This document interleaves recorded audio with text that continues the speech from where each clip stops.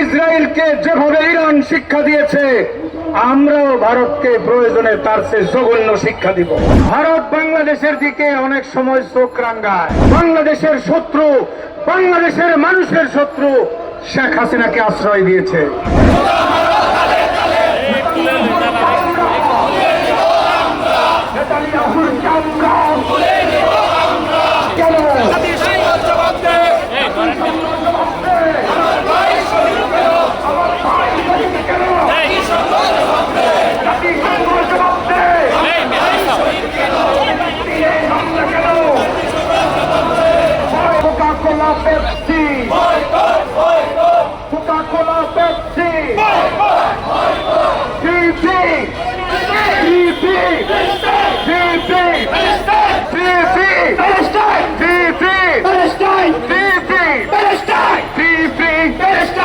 ভারত বাংলাদেশের দিকে অনেক সময় চোখ রাঙায়। বাংলাদেশকে হুমকি দিতে চায়। বাংলাদেশের শত্রু, বাংলাদেশের মানুষের শত্রু শেখ হাসিনাকে আশ্রয় দিয়েছে। এই ভারতের চোখ রাঙানির বিরুদ্ধে যদি নমো করে আর ভারতকে তেল মেরে ক্ষমতায় আসতে চায়, বাংলাদেশের স্বাধীনতা বিপন্ন হয়ে যাবে। আজকে আমরা দেখি ভারতকে তেল মেরে ক্ষমতা আসতে চায় একদল। আমাদের পরিষ্কার বক্তব্য, ইসরায়েলকে যেভাবে ইরান শিক্ষা দিয়েছে, আমরাও ভারতকে প্রয়োজনে তার চেয়ে জঘন্য শিক্ষা দিব। প্রস্তুত হতে হবে। মুসলমানদের বিরুদ্ধে যখনই হামলা হয়েছে, যখনই নির্যাতন হয়েছে, মুসলমান ঘুরে দাঁড়িয়েছে। মুসলমানরা আবারও বেশি শক্তি নিয়ে, আগের চেয়ে বেশি শক্তিমত্তায় বলিয়ান হয়ে গোটা দুনিয়াতে খেলাফতের রাজ কায়েম করেছে। আজকে পৃথিবীর দিকে দিকে ইমারতের খেলাফতের একটা সুযোগ এসেছে। পৃথিবীর অনেক জায়গায় ইমারতে ইসলাম প্রতিষ্ঠিত হয়েছে, খেলাফত প্রতিষ্ঠা হবে। গোটা দুনিয়া খেলাফতের রাজত্বে আসবে ইনশাআল্লাহ। আপনারা প্রস্তুত আছেন তো?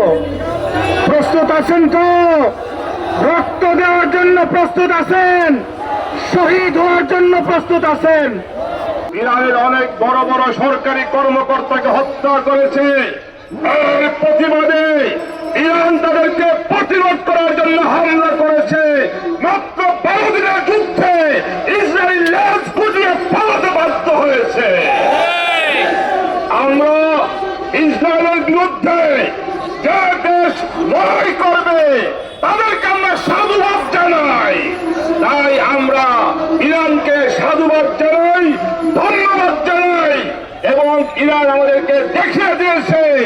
আমি মুসলিম বিশ্বকে অনুরোধ করব, শুধু হুঙ্কার আর প্রতিবাদ করলেই চলবে না, এবং ইসরায়েলের বিরুদ্ধে ইরানের মতো প্রতিরোধ হামলা করে ইসরায়েল নামক রাষ্ট্রকে বিশ্বের মানচিত্র থেকে মুছে ফেলতে হবে ইনশাআল্লাহ। আমরা বিশ্বাস করি, যখন মুসলমান শক্তি ঐক্যবদ্ধ হয়ে কুফরি শক্তির বিরুদ্ধে, ইহুদিবাদের বিরুদ্ধে আক্রমণ করবে, ইহুদিবাদ এই বিশ্বে টিকে থাকতে পারবে না। তাই আমি আজকের এই সমাবেশ থেকে পরিষ্কার আহ্বান করি, বিশ্ব মুসলিম নেতৃবৃন্দ, আপনারা ইসরায়েলের বিরুদ্ধে একযোগে আক্রমণ করে ইসরায়েলকে নিশ্চিহ্ন করে দিতে হবে। দ্বিতীয় বিষয় হলো, আমাদের বাংলাদেশে গতকালকে দেখলাম জুলাই যোদ্ধাদের জন্য ভাতা নির্ধারণ করা হয়েছে। আমি সরকারকে পরিষ্কার বলতে চাই, 2013 সালে শাপলা চত্বরে হেফাজত নেতা কর্মীরা জীবন দিয়ে এই ফেসিবাদের বিরুদ্ধে আন্দোলন শুরু করেছিল। 2024-এর 5 আগস্ট সে আন্দোলন বিজয় লাভ করেছে। তাই আমার দাবি হলো, যেমনিভাবে জুলাই যোদ্ধাদের ভাতা নির্ধারণ করা হয়েছে, জুলাই আহত নিহতদেরকে সরকারিভাবে ক্ষতিপূরণ দেওয়া হয়েছে, তেমনিভাবে 2013 সালের শাপলা চত্বরের শহীদদের এবং আহত নিহত পরিবারদেরকে সরকারকে অবশ্যই ক্ষতিপূরণ দিতে হবে। আরেকটি বিষয় বলতে চাই, ইদানিং আমাদের দেশে মব জাস্টিস শুরু হয়ে গিয়েছে। আমরা বাংলাদেশ খেলাফত মজলিস এই মতকে অস্বীকার করি, আমরা এই মত জাস্টিসে তীব্র নিন্দা করি।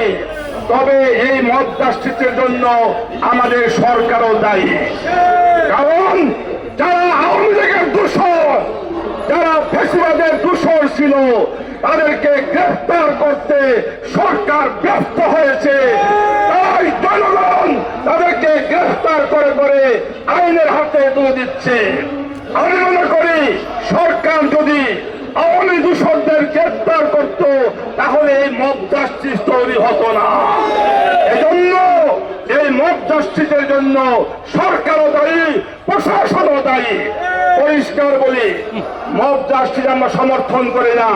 প্রশাসনকে বলবো, আপনারা কর্তৃত্ববাদী হন, শক্তিশালী হন, সকল ধরনের মব জাস্টিস, চাঁদাবাজি, দখলবাজ সবাইকে আপনারা গ্রেফতার করে আইনের আওতায় এনে শাস্তি ব্যবস্থা করুন।